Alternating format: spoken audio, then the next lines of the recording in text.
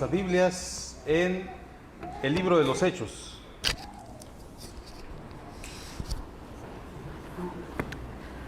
Vamos al capítulo 8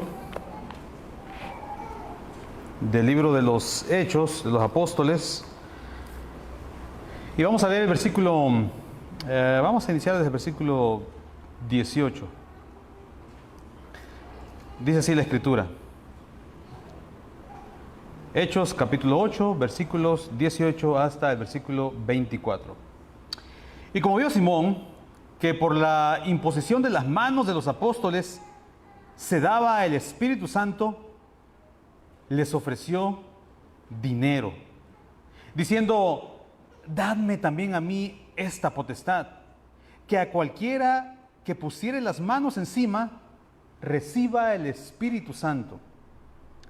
Entonces Pedro le dijo: tu dinero perezca contigo, que piensas que el don de Dios se gane por dinero. No tienes tú parte ni suerte en este negocio, porque tu corazón no es recto delante de Dios. Versículo 22. Arrepiéntete pues de esta tu maldad y ruega a Dios si quizás te será perdonado el pensamiento de tu corazón. Porque en hiel de amargura y en prisión de maldad veo que estás. Respondiendo entonces Simón dijo: rogad vosotros por mí al Señor, que ninguna cosa de estas que habéis dicho venga sobre mí. Seguramente todos nos recordamos de las clases de español que recibimos en el colegio, sobre lo que era un sinónimo, sobre lo que era un antónimo, pero probablemente no todos recordamos lo que era un epónimo. Tal vez ahí está en alguna parte de nuestra mente. Bueno, un epónimo es el uso del nombre de una persona para llamar a un lugar, para llamar así a una cosa o incluso para llamar a una enfermedad. Por ejemplo, en el campo de la medicina hay una enfermedad que se llama el Alzheimer, que es la pérdida progresiva de la memoria. Resulta que a inicios del siglo XX, un psiquiatra de nombre Alois Alzheimer fue el que hizo la publicación en 1907 y a él se le atribuye el descubrimiento de esta enfermedad. Por lo tanto, hoy en día, cuando hay una persona que está perdiendo progresivamente su memoria, le decimos que tiene Alzheimer, es decir, estamos haciendo uso del epónimo. En el campo de la psicología, escuchamos hablar del narcisismo, que hace referencia a la mitología griega de Narciso, que Narciso, cuando ve su rostro en el agua, se enamora de él mismo. Hoy en día decimos que un narcisista es una persona que tiene un ego demasiado elevado, que se enamora de todo lo que él hace y dice. En el campo de la ingeniería, hubo un ingeniero alemán de nombre Rudolf Diesel que logró procesar lo que hoy en día utilizamos como combustible. Entonces los epónimos están a la luz del día, solo que a veces tenemos que hacer este análisis. En el campo religioso resulta que hay un pecado que lleva el nombre de una persona y es el pecado de la simonía, que hace referencia a Simón el mago, que acabamos de leer nosotros aquí en el libro de los Hechos. Cuando usted lee toda la historia, se da cuenta que el evangelio va creciendo, llega a Samaria, en labios de Felipe y otros, y entonces Felipe, juntamente con su predicación, va acompañado de maravillosos prodigios, muchos milagros. Y el evangelio llega a esta región donde vivía Simón, el cual dice la Biblia que practicaba la magia. Recuérdese que en el siglo I se vivía en un mundo lleno de supersticiones. Y Simón, aprovechado de eso, él se atribuía que tenía poderes sobrenaturales. Y dice la Biblia que engañaba a muchas personas y había hecho mucho dinero. Pues mucha gente le creía. Bueno, el caso es que el evangelio llega hasta esa región y Simón oye la palabra, Simón cree y Simón también se bautiza. Y entonces empieza a estar con los discípulos y empieza a observar todos los prodigios, todos los milagros. Y dice el texto que queda atónito. queda maravillado, porque él estaba acostumbrado a engañar, pero lo que él está viendo es auténtico, es el poder de Dios. Y entonces, maravillado y perplejo por lo que está viendo, viene y le dice a los apóstoles que él quiere lo mismo y ofrece dinero, ofrece plata para obtener. Él dice, yo quiero eso que hacen ustedes, también yo lo quiero hacer. ¿Cuánto cuesta eso? Y ya sabemos la respuesta que daría Pedro, ¿no? Y Pedro le da la famosa respuesta y bueno, Simón dice, no, ¿verdad? De que Dios no me traiga ninguna de esas cosas que tú has dicho. La simonía en términos concretos es querer comprar o querer vender algo que es estrictamente espiritual.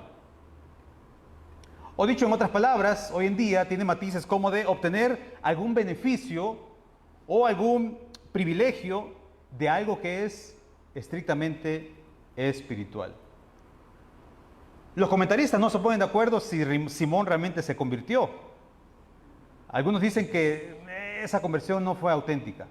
Pero otros comentaristas dicen, no, eso no podemos cuestionar eso. Él se convirtió verdaderamente, pero él actúa de manera inmadura, es un recién convertido, de manera imprudente.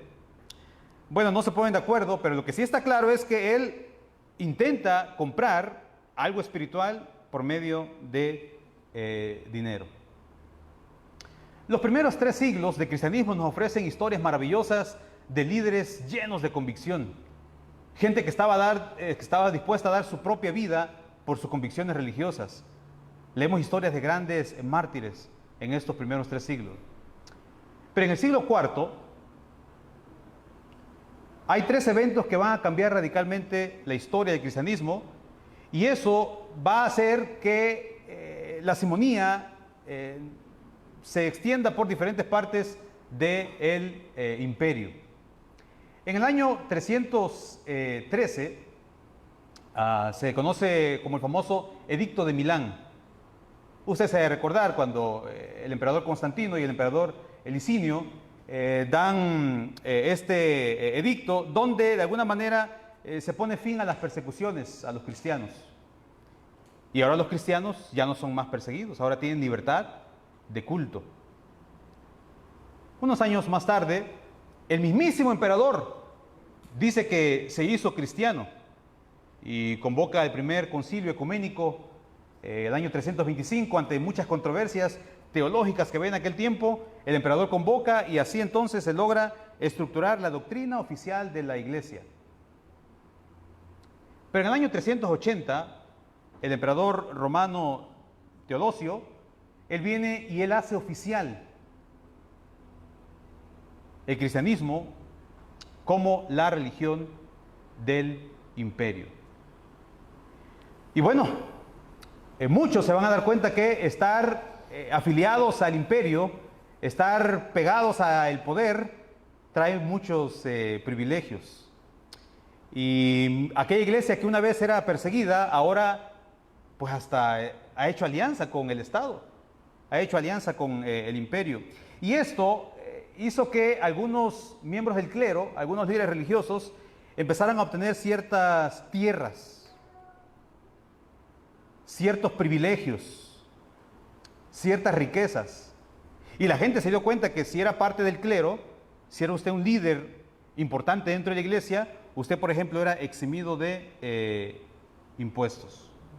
Muchos se opusieron a eso. Tal vez el más famoso es Juan Crisóstomo, que desde los púlpitos hablaba en contra de estos privilegios en la iglesia. Ya en la Edad Media vimos una corrupción tremenda, ¿no? Y los historiadores, pues uno se queda a veces asustado de ver estas historias. Por ejemplo, el Papa Sergio III estableció lo que se conoce hoy en día como la pornocracia, que era prostitutas dirigiendo, ¿verdad? De alguna manera, directa o indirecta, la iglesia. Y este hombre mandó matar a sus 2 antecesores porque era una historia llena de avaricia y de ambición. También en este escenario vemos el Papa Gregorio VI, el cual compra el cargo y se lo compra a Benedicto IX, el cual llegó a ser 3 veces papa, porque después dijo que se quería casar, se casó y después regresó al papado y bueno, hay una historia ahí bien enmarañada. Esto en el contexto religioso de aquella época. Pero en el contexto más reciente, los grupos evangélicos no se quedan atrás. Están los famosos televangelistas que se han hecho muy ricos hablando de Dios. Gente con una capacidad oratoria increíble, que logran convencer a las personas y venden una idea que a la gente le gusta. Con esto de que Dios va a bendecir y que Dios va a dar más y que Dios es Dios de ricos y muchas cosas, ¿no?, que uno puede escuchar en estas personas que, por lo menos en Estados Unidos, se le ha dado seguimiento a muchas de estas personas que viajan en aviones privados, no viajan en aviones comerciales, tienen casas que tal vez ninguno de nosotros un día va a tener, pero bueno, dicen ellos que es producto de las bendiciones que Dios les da a ellos. La simonía en la actualidad tiene diferentes matices, dependiendo del grupo religioso al cual usted pertenezca. Pero hablemos de nosotros, centrémonos en nosotros como comunidad. Nosotros que nos estamos capacitando para ir a la labor pastoral, para ir a la labor ministerial, para ir al campo misionero. Y creo yo que esta reflexión nos debería de llevar a muchas cosas, pero voy a mencionar dos nada más por cuestión de el tiempo. Creo que usted y yo deberíamos tener mucho cuidado en utilizar el ministerio, la obra de Dios, el trabajo de Dios para obtener privilegios, para obtener beneficios personales, especialmente los beneficios económicos. Hay que tener mucho cuidado en ver esto de servir a Dios como un medio para tener un mejor estatus social y, ¿por qué no?, hasta económico. Querer utilizar lo sagrado como un medio para simplemente tener más. Allá a inicios del siglo XIX, Barton Warren Stone, un restaurador, él hizo algo que molestó a su iglesia y le quitaron su licencia para predicar. Y entonces él escribe un documento que se llama La Última Voluntad y Testamento del Presbiterio de Springfield.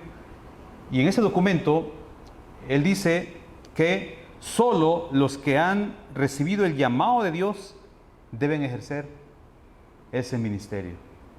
Y lo dice un hombre que ha sido excomulgado de su iglesia, a un hombre que le han quitado su licencia para poder predicar en aquella época, pero un hombre lleno de convicciones.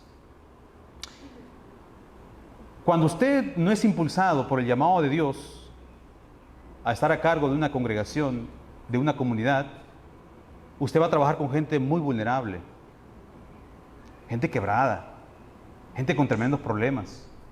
Y si el llamado de Dios no es lo que lo ha impulsado a estar ahí, probablemente usted va a hacer mucho más daño que bien.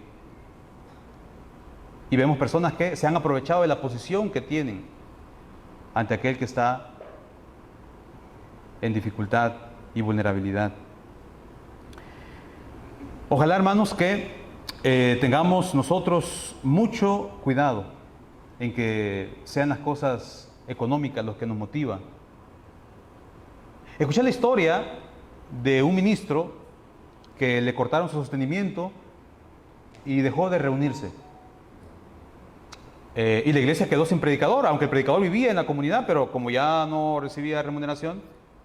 Entonces los hermanos, bien buena gente, extranjeros, decidieron reactivarle su salario y se reactivó entonces el hermano en su trabajo pastoral y regresó a reunirse porque no se reunía. Creo que deberíamos nosotros de evaluarnos y pedirle a Dios que no nos permita caer en ese tipo de situaciones. Y número dos, hay que tener mucho cuidado con lo que predicamos en los púlpitos. Este escenario es un escenario que puede ser de mucha bendición, pero a veces lo utilizamos para decirle a las personas que si ellos le dan a Dios dinero, Dios le va a multiplicar y que Dios está obligado a darles más. Y la gente con sus problemas, pues va a dar. Y van a creer que de alguna manera Dios está obligado en retribuirles con bendiciones en los problemas que ellos tengan. Y cuando eso no ocurre, entonces hay mucha decepción. porque a veces no ocurre. A veces somos miembros fieles, pero tenemos muchos problemas. Y eso se debe a otras situaciones. Y a veces, sin darnos cuenta, nosotros decimos, dele esto a Dios y Dios le va a dar. Y sin darnos cuenta estamos predicando también el evangelio de la prosperidad. Claro que el obrero es digno de su salario, claro, claro está. Y gloria a Dios, y qué bueno si hay una buena remuneración. Eso no es malo, es una bendición. Y qué bueno cuando hay iglesias que ofrecen buenas prestaciones laborales. No hay nada de malo en eso. Lo malo está en que cuando nosotros somos motivados a servir en la labor pastoral, solo, única y exclusivamente por dinero. Creo que ese es un gran problema. Que Dios nos ayude a que la principal motivación para servirle a Él en su obra es el llamado que Él ha hecho a nuestras vidas. Bendiciones.